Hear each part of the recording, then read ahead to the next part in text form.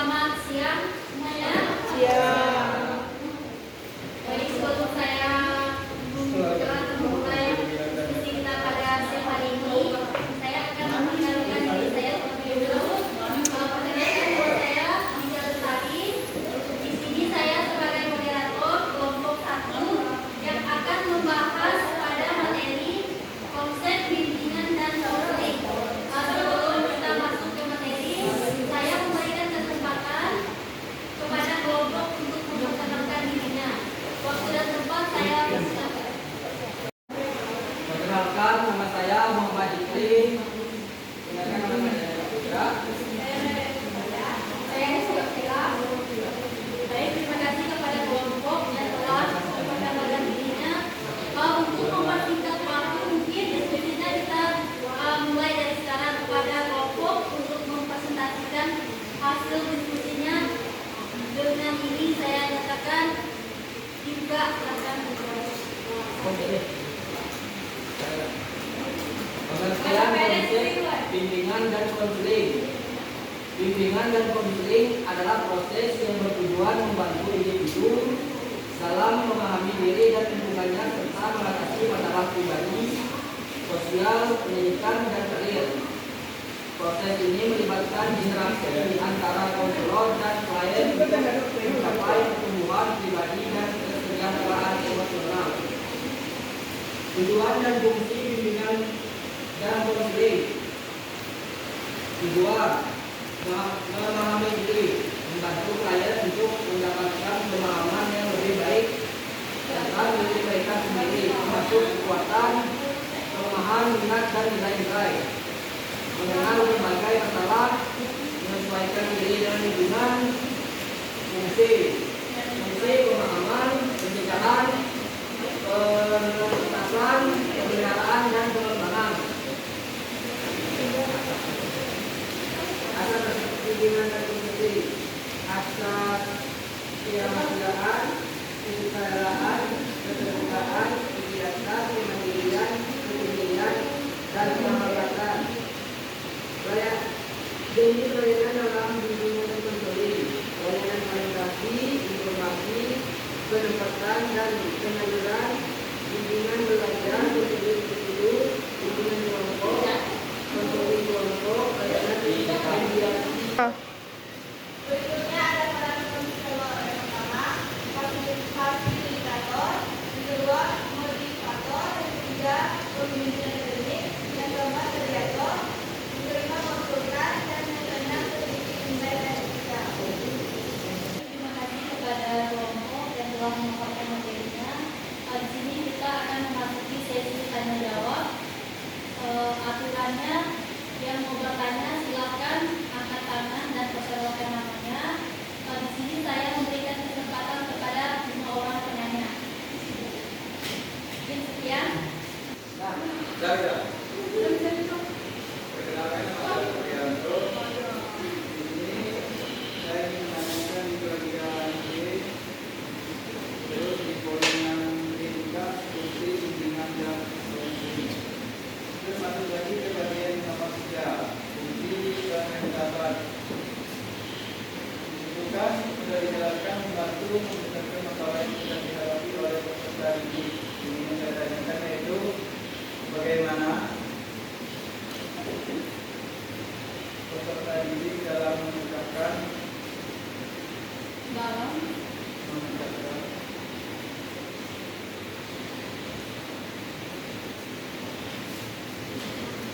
masalah di bidang sosial. Ya, terima kasih. Bagaimana, masih ada pertanyaan? Yang ingin bertanya silakan angkat tangannya. Diwajibkan. Di sini pada moderator untuk bertanya ke kelompok. Di poin D di pengarah itu kan ada jenis pelayanan dalam bimbingan dan konseling. Saya ini nanya di konteks sekolah dasar. Kalau di situ kan ada 1 sampai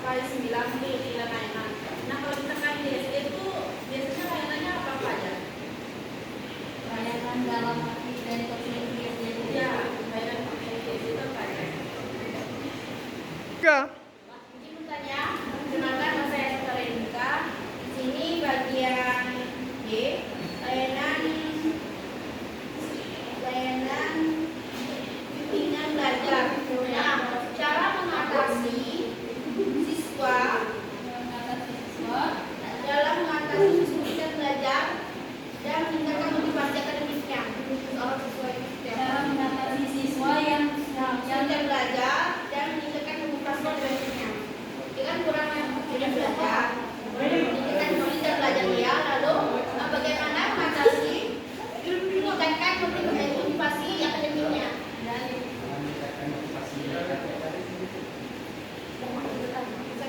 Saya ulangi pertanyaannya, bagaimana cara mengatasi siswa yang sulit minat belajarnya dan bagaimana cara meningkatkan motivasi belajar siswa?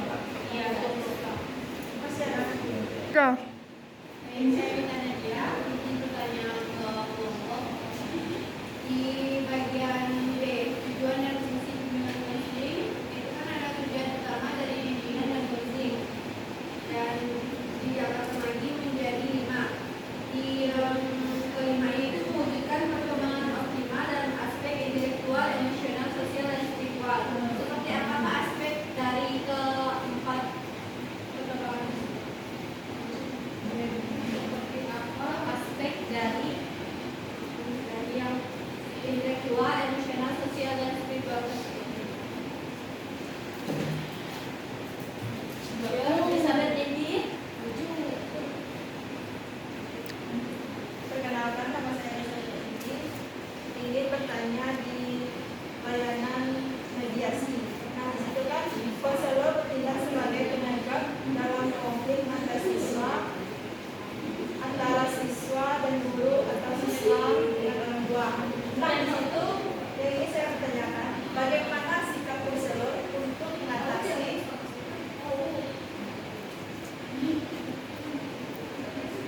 hubungan antara anak dan orang tua yang kurang baik. Terima kasih.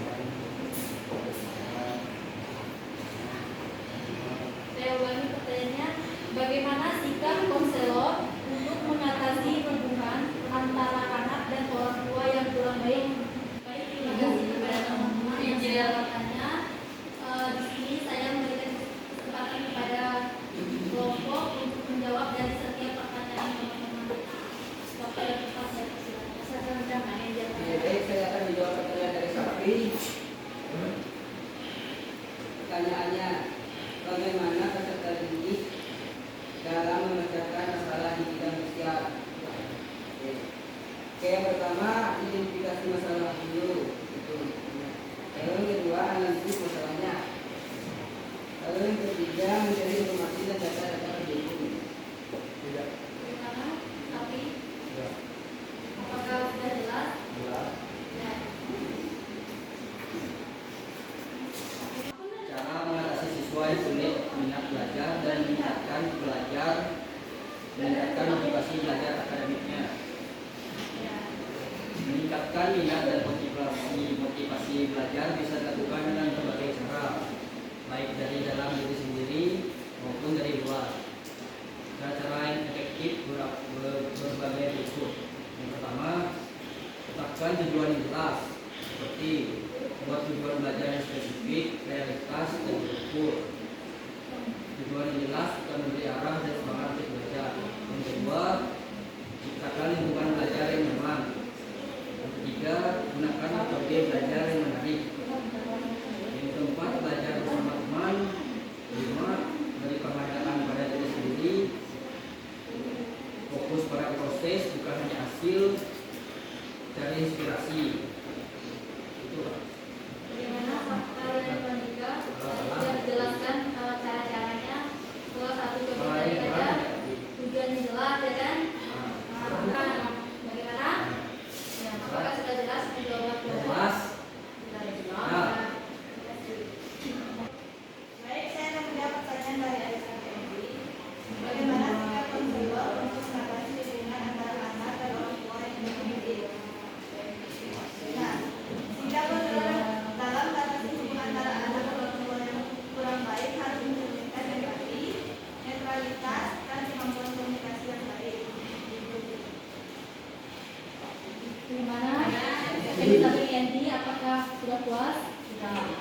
kualitas.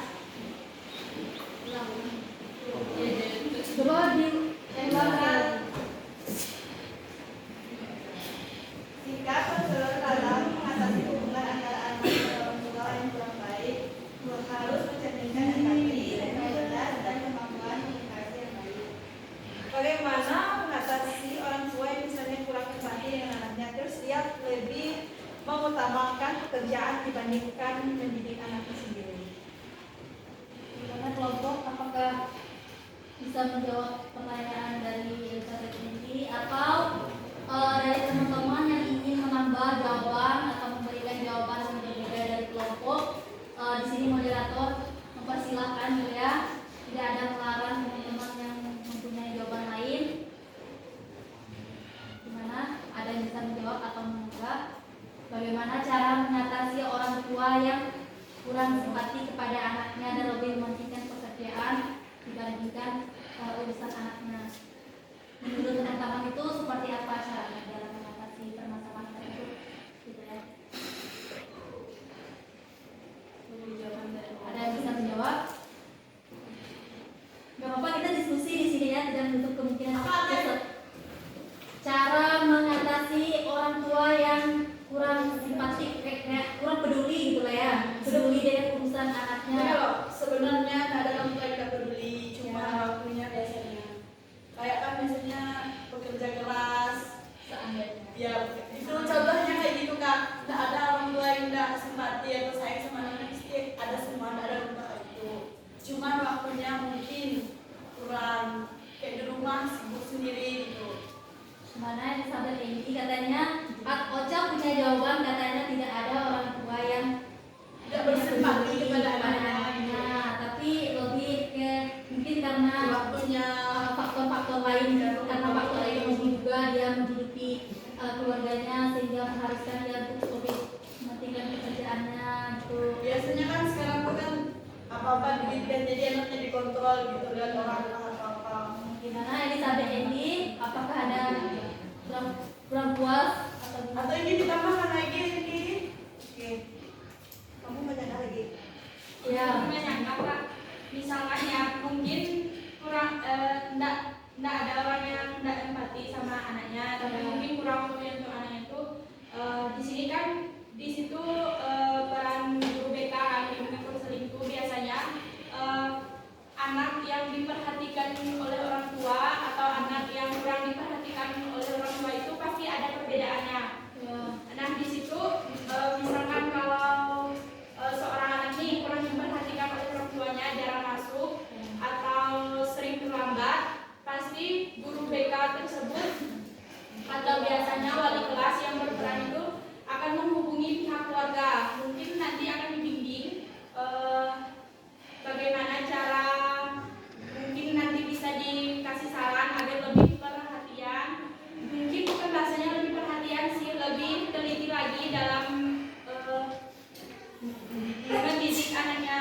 Tapi mungkin bahasanya terlalu kasar kalau mendidik, seolah-olah dia nggak mendidik. Mungkin dibilang nanti pokoknya dikasih saran dengan halus lah. Di situ kan guru BK untuk menyelesaikan semua permasalahan itu peserta didik. Jadi dia sangat mendasar. Jadi dapat saya simpulkan dari jawaban media itu yang berperan lagi itu pada guru BK-nya untuk menginformasikan kepada orang tuanya untuk lebih memperhatikan anaknya lagi. Di situ tuh peran guru BK-nya tuh sangat penting untuk orang tua yang kurang perhatian. Tapi perlu bantuan lagi untuk orang tuanya untuk dikasih tahu gitu. Ya. Karena kan orang tua kan tidak 24 jam mengontrol anaknya di sekolah. Jadi ada perlu juga guru BK ya. Gimana Elizabeth Endi? Udah ada yang sih. Udah agak paham. Tapi siapa tahu ada teman-teman lain yang tidak. Ayo, masukkan atau Kembali silakan paham. Gimana masih ada sanggahan karena Elizabeth Endi agak belum kuat. Gimana? Izin menambahkannya saya ingin menambahkan ada benarnya dari jawaban, bukan benar kesalahannya kayak semua ada relasi. ya benar dari benar Ocha dan tadi saya nggak bisa menambahkan, cuma pengen menambahkan ya mungkin memang ada orang tua yang nggak peduli sama anaknya, ada juga yang memang bukan nggak peduli tapi karena kesibukan. Dan nambahan juga dari tadi dia menjelaskan dalam konteks kalau anak ini sekolah. Terus kalau misalkan gimana dengan anak yang nggak punya pendidikan, teman ngomong ya kayak anak nggak sekolah, gimana dia bisa tahu orang tuanya itu harus bisa punya empati dengan anaknya. Bisa jadi seperti ini, biasa ada anak tuh kalau misalkan dia udah bisa ngomong ya, dia tuh bisa punya teman atau siapalah tetangganya, pasti bisa cerita ke situ. Dan biasanya ada tetangga lagi yang bisa komunikasi sama orang tuanya. Jadi perlu ada pendekatan sosial antara orang tua dan orang tua yang lain lagi. Itu sih kalau dari tambahan dari saya. Dan kata Wi tadi juga benar, kalau dari sekolah memang perlu ada pendekatan juga dari guru BK dan juga atau wali kelas dengan orang tua, sehingga kan bisa lihatlah gimana kelakuan anaknya di sekolah. Itu kan guru pasti tahu. Nah kalau anaknya nggak sekolah, pasti masyarakat yang masih satu kumpulan, satu apa sih namanya, satu RT, oh ya ya kalau sekarang kan gitu yang satu bagian di situ bisa lihatlah anak orang itu gimana, pasti kan dikasih lah ke orang tuanya gitu kalau bertingkah. Mungkin itu sih yang bisa saya sampaikan, tambahkan, saya kembalikan ke moderator. Baik, terima kasih atas jawaban dari Rizka yang sangat bagus sekali ya, juga sangat jelas saya rasa, mulai dari bagaimana di masyarakat, kemudian dikaitkan juga dengan di sekolah atau di kelompok. Apakah masih punya jawaban atau sudah? Karena Elizabeth jadi udah paham? Sudah. Kalau sudah, mungkin saya rasa pertanyaan Elizabeth jadi bisa terjawab ya. Kita lanjut ke pertanyaan yang berikutnya. Oke, baiklah, saya akan menjawab pertanyaan dari Rizka. Pertanyaannya, layanan konseling apa saja yang ada di sekolah dasar? Itu Kak. Oke, yang pertama, bimbingan konseling individu. Yang kedua, bimbingan konseling kelompok. Ada juga bimbingan konseling orientasi. Itu yang biasanya ada di sekolah. Itu terus juga individu, kelompok, sama apa tadi? Tiga-tiganya. Oke, layanan orientasi itu seperti pemahaman kepada siswa gitu. Kalau individu itu dilakukan secara terbuka antara konselor dan siswa. Lalu konseling itu kelompok siswa dengan masalah atau kebutuhan serupa berkumpul dalam kelompok kecil. Sekian. Isinya Itu misalnya guru dengan siswa yang bermasalah.